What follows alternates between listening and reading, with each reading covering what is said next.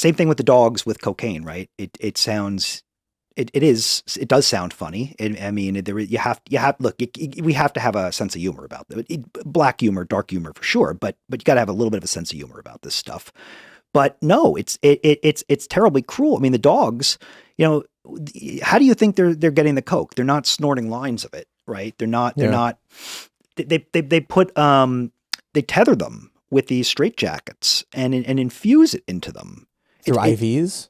Well, they put them in a restraint jacket and right into catheter, right into them. Wow. So it is into their right into the stomach or vein artery or vein or whatever. I'm not, I'd have to go back and intravenous. That's the idea. Yeah. I mean, it exactly. So, they're not going to the club and going sniffing it. It's not quite how it works, but, man, it is cruel. I mean, it's even these addiction experiments, they usually forcibly withdraw them, and anybody who knows anything about addiction is it's misery. Yeah. Forced withdrawal is awful. I shouldn't have watched that hamster video. I was laughing at the absurdity of the idea until I watched it and now I'm pissed off. Yeah. Yeah. And that we got that from a state level Freedom of Information Act. Yeah. Well, not FOIA's federal, but a state level, open records request. And that's what we do. We get this stuff to the Hill and work with both sides, Democrats and Republicans. There is something in it for everyone, whether they love puppies and kittens, whether they hate government waste, or like us, both. Okay, that graphic you made for the article though is genius. Which one? The hamster ninja kicking the other hamster in the face. Fight Club. Yeah. Hamster Fight Club. Yeah. Hamster Fight Club. Yeah. Can I just $1.5 million. Mm-hmm. And this is just for what reason? It's the Ghostbusters thing, like you mentioned. It is. If they can get the money from it, they'll get it. And the rest of us aren't paying attention. We don't know. Or I don't think it's just that we don't know we need to. We're not paying attention, but they're also hiding it, concealing it, censoring it. They're not disclosing it. The transparency is a major part. A lot of our public policy work is to get price tags put on this wasteful spending. All right. Even if you support in principle animal testing, or at least some of it. This ain't it. But even if you did, or at least some of it, you should have a right to know how much you're spending on it. At least put it in the public square. Transparency hurts no one. I think you're right about the private sector approach to it. I still think there should be probably heavy regulation as it pertains to I'm not this laissez-faire free market absolutist. Mm-hmm. I like mostly leaning towards free market. I think some regulations can be okay. Problem is government tends to screw that up. So difficult position. But Ghostbusters was not, when I watched that. They went private. Well, that's the thing. It's both a window onto the problem and the solution, in my personal opinion. And I know something about this issue now, but haven't been doing this for the better part of the last decade. But it's the window onto the problem.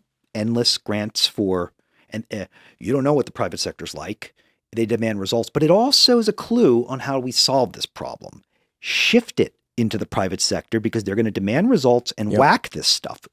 Look, I worked in an animal lab when I was 17. That's how I got into this issue.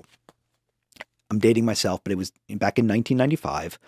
It was just an internship in my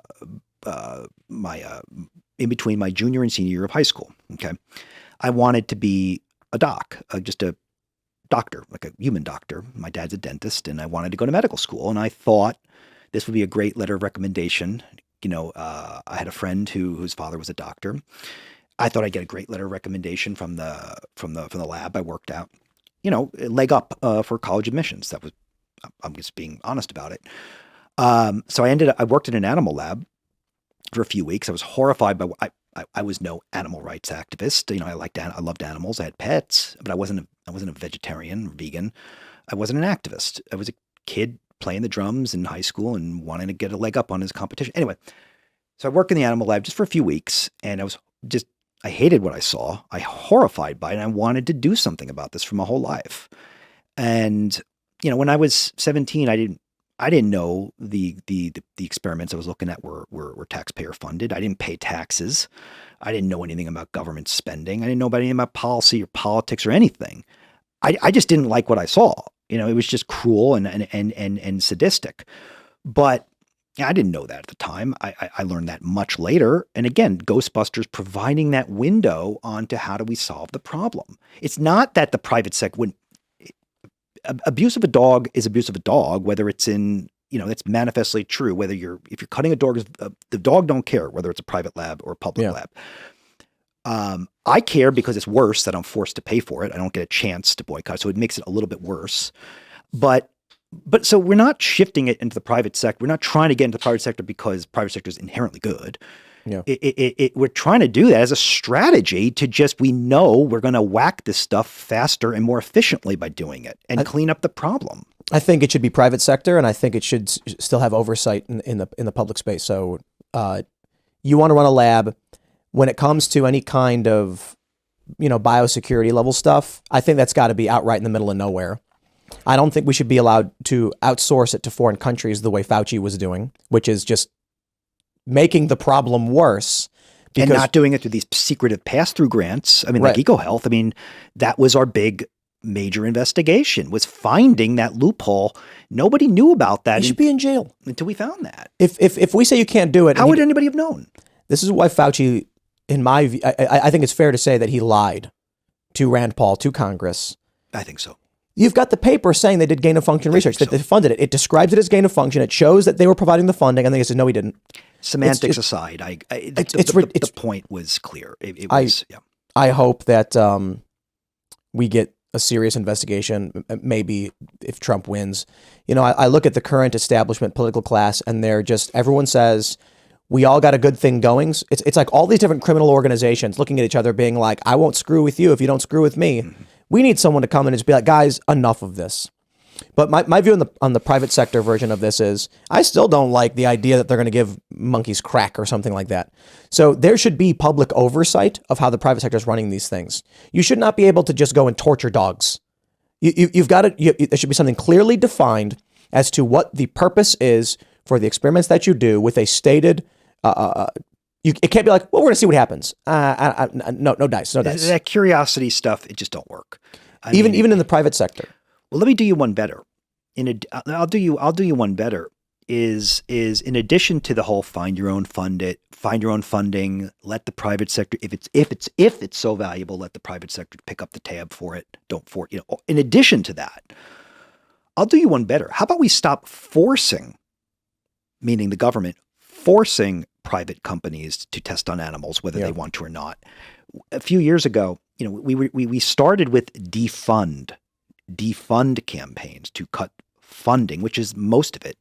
So, for example, the dog labs in the country, about you can break down the two-thirds of it is funded by taxpayers and government spending, but about 1/3 of it is picked up by private companies, just for the dogs and pharmaceutical research. But here's the thing: that 1/3 is mandated. They are forced to. Okay, so again, I have no love for private companies or no hate. It's not the point. But the system is forcing private companies, pharmaceutical companies, to test on dogs, even when their own industry doctors and scientists don't want to do it. Why? Well, the FDA, the Food and Drug Administration, has a mandate. Okay, a mandate for preclinical testing of efficacy of pharmaceuticals, medical devices, that kind of thing.